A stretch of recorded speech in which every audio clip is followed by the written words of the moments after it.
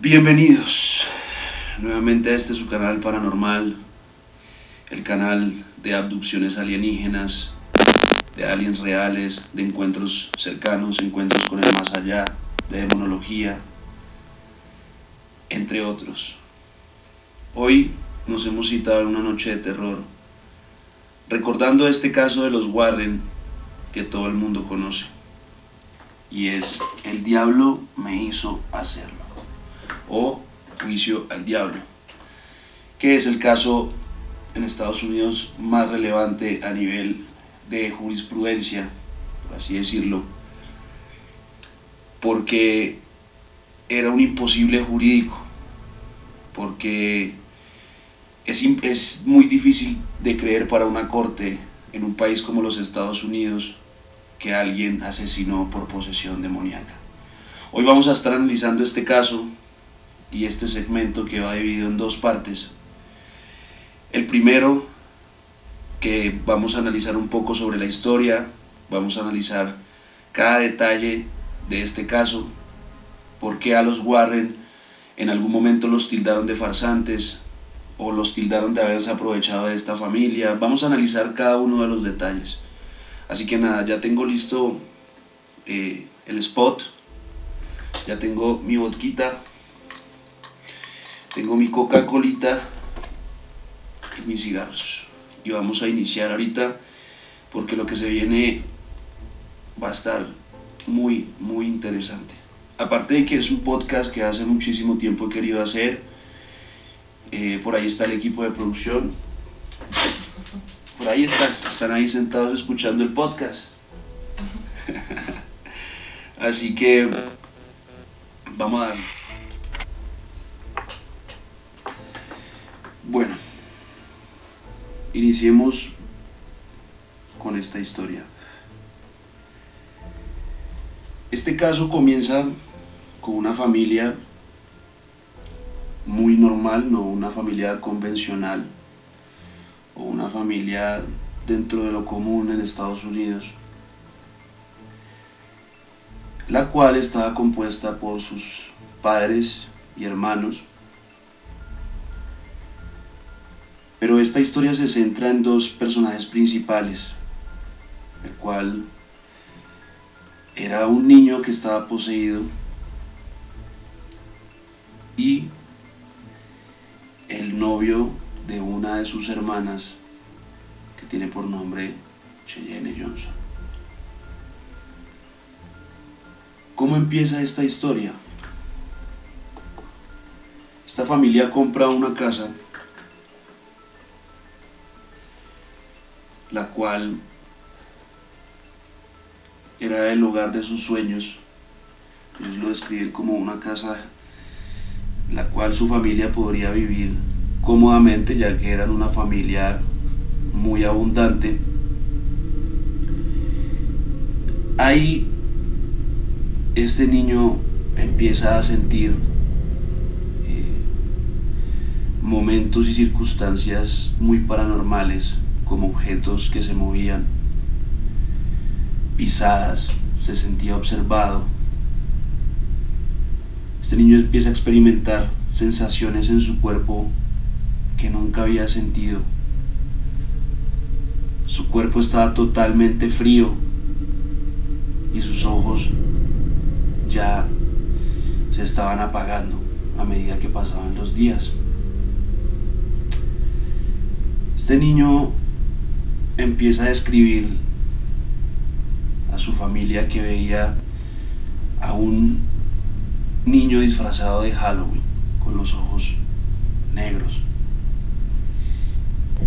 y totalmente perdidos en la oscuridad. Él decide contarle a sus padres su experiencia. Evidentemente sus padres nunca le creyeron,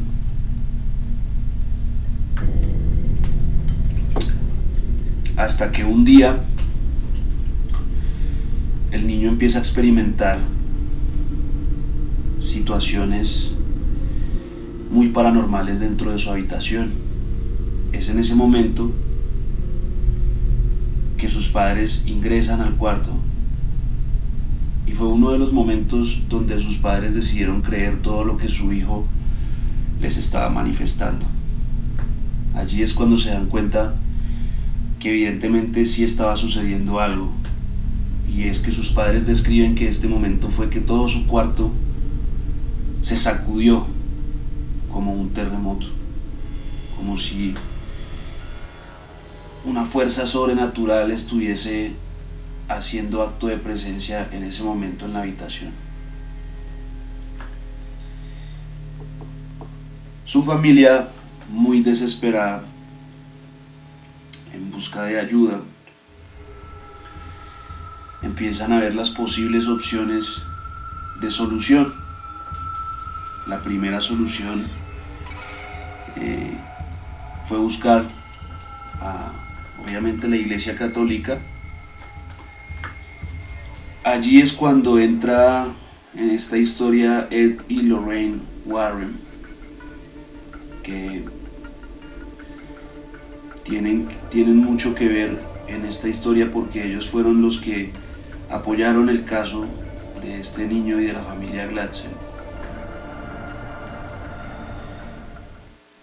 Solicitaron una autorización al Vaticano para realizar un exorcismo, cosa que es muy difícil, y les explico por qué. Porque dentro de la rama que hay en el catolicismo de exorcistas, esta labor o este oficio de ser exorcista es bastante complicado. Adicional a eso, que no todo el mundo es capaz de ejercer esta labor. El único que pasa por mi mente que fue un experto en el tema de los exorcismos fue el padre Amort. Padre Amort, que fue uno de los más importantes, o por no decir el más famoso dentro de la rama. Entonces es bastante complicado conseguir un exorcista. Aún así, la iglesia junto con los Warren envían a un sacerdote o un exorcista para empezar a ayudar a esta familia que ya estaba totalmente desesperada.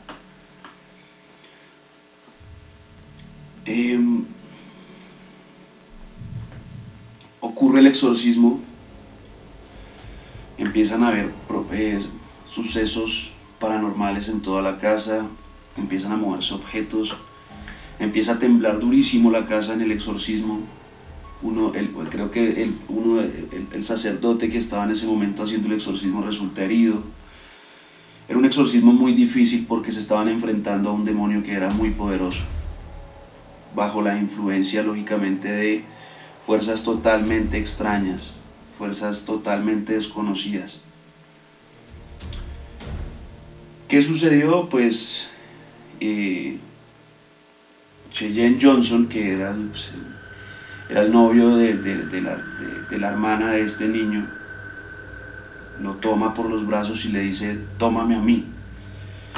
Acto siguiente, pues esto es algo muy complicado de entender, y es que cuando uno le da poder a estas fuerzas demoníacas, o le da la autorización de hacer cualquier cosa dentro de tu hogar o dentro de tu templo, tu cuerpo,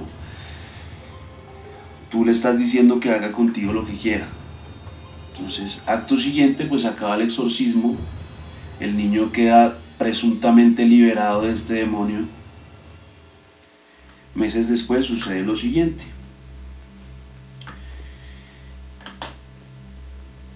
Cheyenne Johnson, se pasaron unos meses, él estaba en su casa, tuvo una fuerte discusión con su casero. Su casero se llamaba Alan Bono. Tuvo una discusión, él empieza a ver visiones, como si él estuviera reclamando por otras cosas. Bueno, el diablo le hacía ver otro tipo de cosas, presuntamente. Acto siguiente, estaban las hermanas Glatzel también dentro de la escena del crimen. Cheyenne Johnson toma un cuchillo y apuñala a Alan Bono hasta la muerte.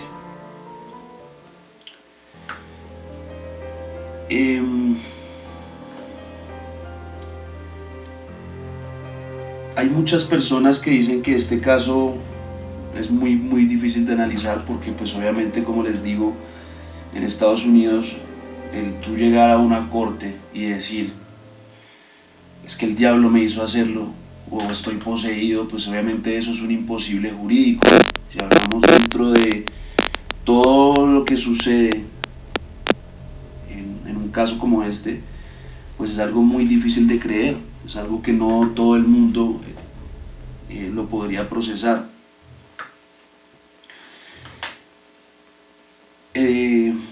A Cheyenne Johnson lo captura la policía. Acto siguiente pues se lo llevan, lo capturan. El 24 de noviembre de 1981, Arne Cheyenne Johnson, de 19 años, fue condenado por homicidio en primer grado por el asesinato de Alan Bono. Ahí es donde Johnson afirma que estuvo poseído por el demonio y que lo asesinó presuntamente por esta influencia demoníaca dentro de su cuerpo.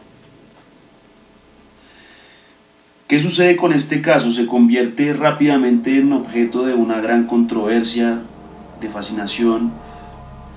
Salen todas las noticias de Estados Unidos.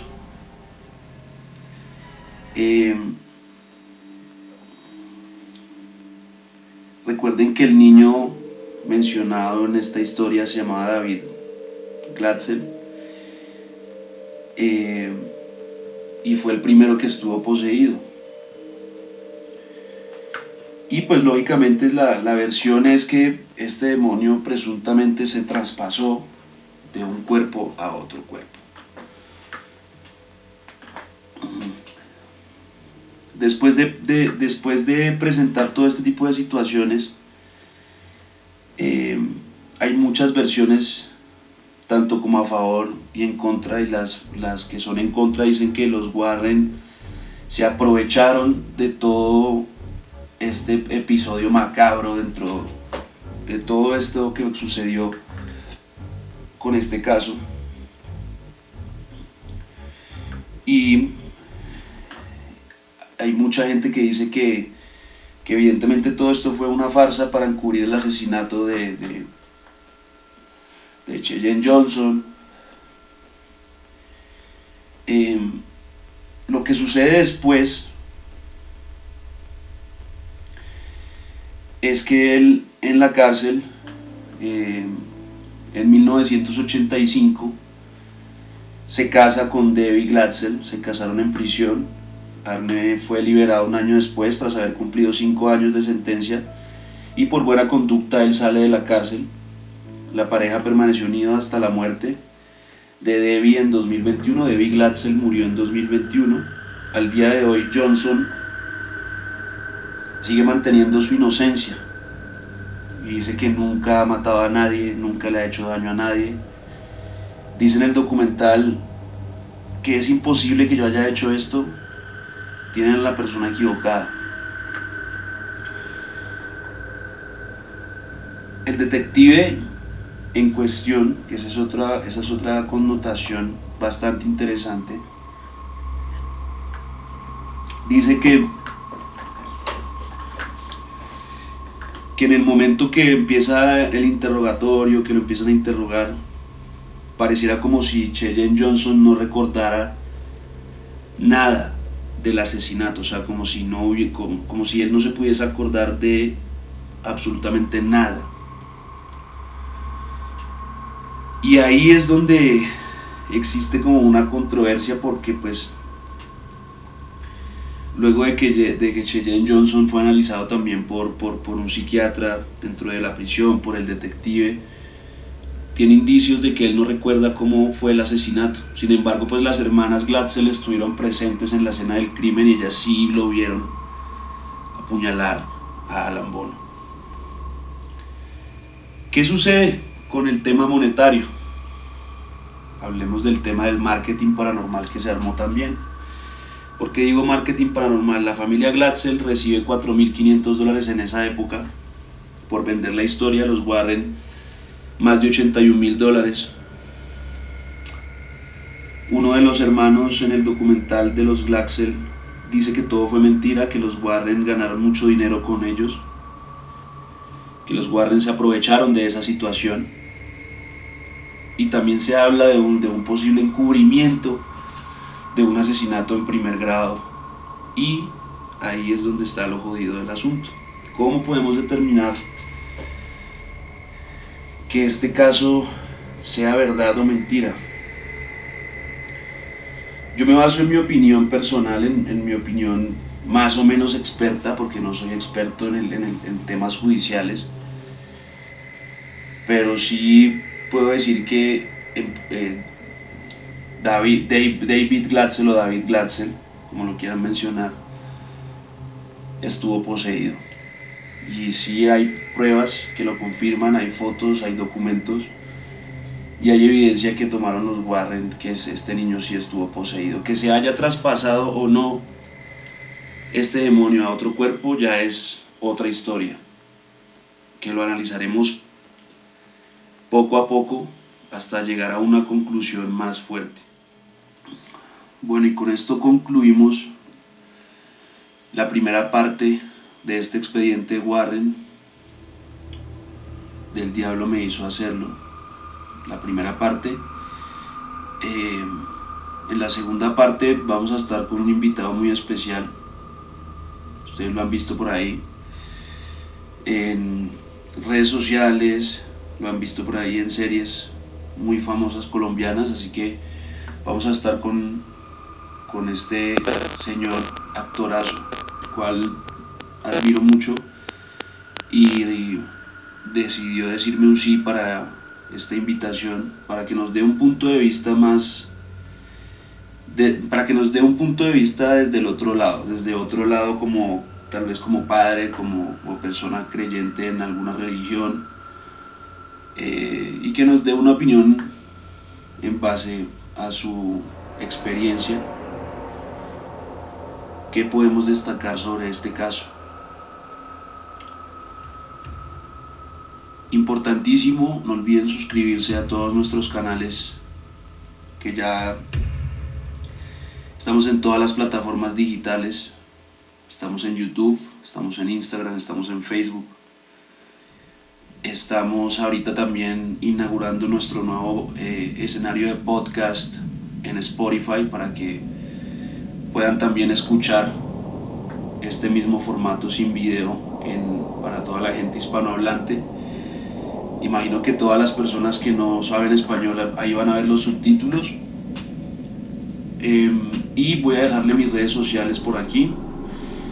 Pues aparezco como @dutyhell666. Ahí estamos en todas las plataformas para que ustedes puedan ver el mejor contenido de terror, el mejor contenido de podcast sobre el tema paranormal, el tema ufológico y todos estos temas de bastante interés. Recordándoles también que por ahí estoy haciendo la lectura para los amantes del tema ovni y el tema extraterrestre.